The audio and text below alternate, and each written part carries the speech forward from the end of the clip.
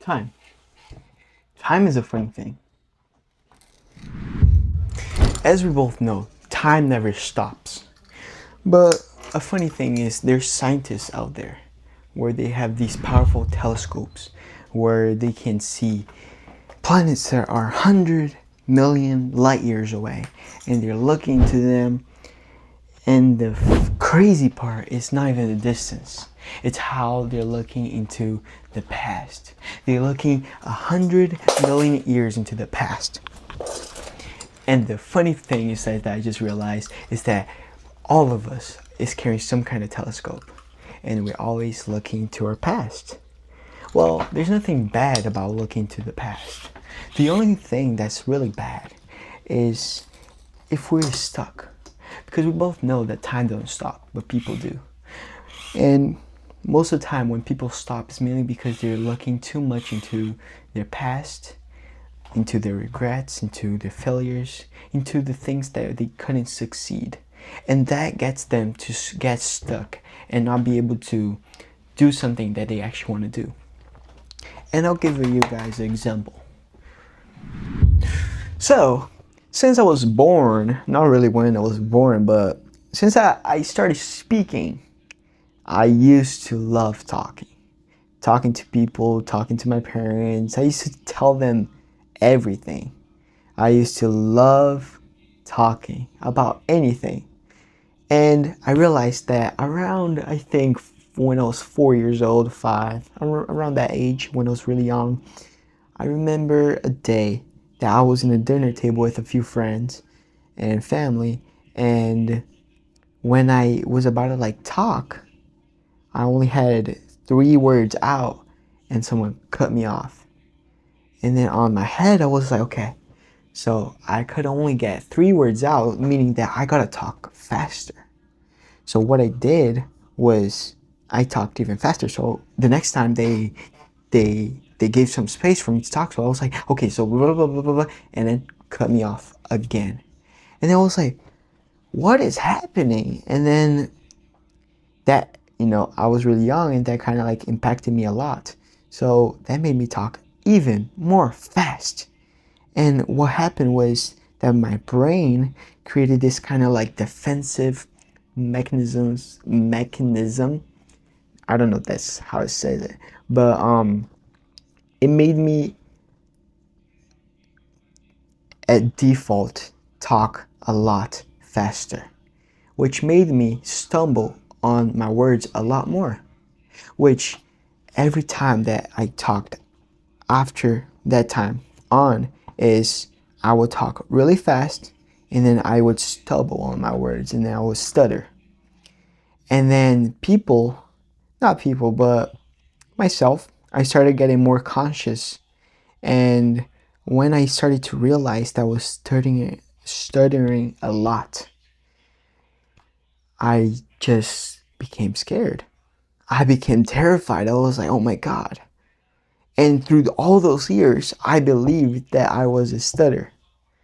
That got me so scared about people. I was terrified of people, even though my favorite thing was talking. I got terrified of people. My past got me stuck from making new friends. And that's what I'm talking about. So what happened was that I had this in my mind that before even talking to someone, even to friends, my parents, I was scared of failing. I was scared to stutter or stumble on my words. So I was like, you know what? I'm not gonna even talk. I'm literally gonna keep my silence and not talk. And what that made and what that actually made happen was that I kept a lot of things in silence, in secret, inside me. So instead of me expressing what I actually felt, expressing my emotion, expressing how I felt sad, how I felt happy, I didn't, because I was scared. I was terrified to talking to people. I was terrified of failing. I was terrified of stuttering. This video, for example, It took me like 20 takes for me to finally do the video without me stumbling on my words, even though like this is gonna be my last take because I'm not doing it again. This is gonna be the most transparent video, the most authentic video out there, because I'm just gonna keep everything that I'm saying. And let me remember now. So the way that I actually escaped that fear of talking to people, the way, because I started to notice is that I was really like just keeping everything to myself. I was never expressing myself. And that made me really sad. That made me really lonely. Like when I moved to United States, when I was 12, I was 12 years old. I didn't have a lot of friends. I got depressed. Really depressed, honestly. And that was the time that I felt that I wanted to end it all. Really. A person like me that always smiling. I wanted to end my life when I was 12. But because what I thought was, well, if I'm gonna die, if one day I'm gonna die, why even do something? Why even do all the effort for me to live my life? But the thing is, well, just to show you guys real quick, I wrote a whole script, by the way, a whole script, and I'm not really following the script. I'm actually talking from my heart. That when I was younger, right, 12 years old, I wanted to end it all. But then I realized that life is a gift from God. And let's talk about, like, let's say I live into 100 years old. That's just 100 years, bro. A century. That's not a lot. Let's be honest, that's not a lot. Well, then if it's not a lot, then why put all the effort? Well, why not do my best and be my best version in this life? Why waste my life thinking about my mistakes, my failures, and thinking about that someday everything will end? Why not build something that will last forever? A family. A family will last for generations. I won't be left for generations. But the thing is, why not make my best version? So I started working out. I started like be more present into this life. So, and about the thing I was talking about, where I was terrified of talking to people, is for me to get over that fear was to confront the thing that was mostly terrified: people. I was terrified to talking to people. Imagine that. And how I actually went. Well, I started talking to people. I started talking to my parents. I started to talk to my friends. I started to talking to a camera in front of me. Well, that's how I actually got started me to like start moving. Instead of me stop and just let the time run, I decided to start walking. Even though it wasn't the fastest, I didn't stop moving. Well, there's that one quote. Let me search it up. Let me cut that part off. Well, there's that quote that Martin Luther King once said: if you can't fly, run.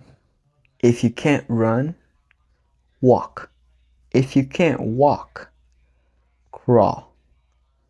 But by all means, never stop moving. After I heard that quote, I was like, what? That's crazy. So what that means is, no matter what happens, if you cannot run, at least walk, you know? And that actually got me into like exercising. Even though I wasn't in my best shape, I was like, you know what? I'll do the best I can today and tomorrow and after tomorrow and then next week, next month, next year, my whole life. Just increasing, compounding, just 1% better every single day. Then when I start talking to people, I kept that mindset of failure, that I was thinking that I was gonna fail, that I was gonna stutter, I was gonna embarrass myself. Well, let me tell you, this not really super famous quote, but this quote that I saw by but by Austin Butler. He once said, "Embarrassment is a underrated emotion. Go out there and make a fool of yourself. Just go for it. Feel that feeling, the fear of cringe, because everything you want is on the other side of that." Honestly, after thinking about that, that's a really powerful quote. Because even before starting a YouTube channel, even before starting to post on social media, I was always on that fear of cringe. That was like, oh my God, what will people think about me? But then I heard a lot of people saying, like on social media, like, just start posting, start doing the thing you want to do. Well, that's what I did. I started my YouTube channel. This is my second video. Starting on my social media and etc. Let me check it real quick. Also, in reality, it's that people got their own lives. If you think you got that social anxiety that I once had, some people might have it too. Some people are so focused on their life that they're not gonna even notice what is your issues, your problems, or anything else. That's the funny part. I'm just one in a billion. I'm just one of the billion. Well, the funny part is that everyone got their own life. So no matter what happened, is people are going to be thinking about their own lives, their own actions. They're going to be conscious about their actions, not yours. So when I heard that, I was like, you know what? That's so true. And I don't care what people think about me. Well, of course, if it's something like it's criticism that will build me up, I'll listen to that and I'll adjust around that. And one thing I learned is that when people tell me something, I always filter first.